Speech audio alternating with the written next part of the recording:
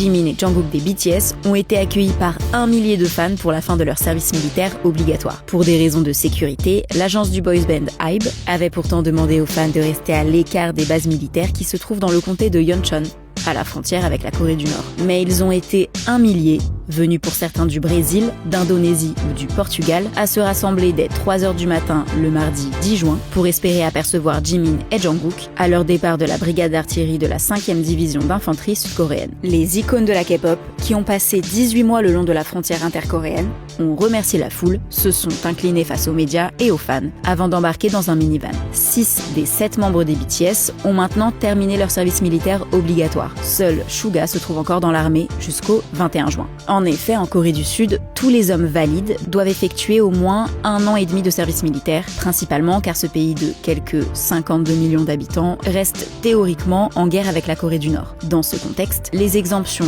délivrées au compte-gouttes par Séoul, par exemple à des sportifs de haut niveau ou des musiciens classiques, suscitent de vifs débats. Et malgré leur notoriété internationale et l'argent qu'ils rapportent, les membres des BTS n'en ont pas bénéficié. Le gouvernement avait pourtant examiné la possibilité d'une dispense, mais l'idée rebutait 33% de la population, d'après un sondage de Gallup en 2022. Le Septuor est devenu le premier boys band sud-coréen à dominer les classements musicaux américains et britanniques, engrangeant des milliards de dollars en se constituant une communauté mondiale de fans, appelée ARMY.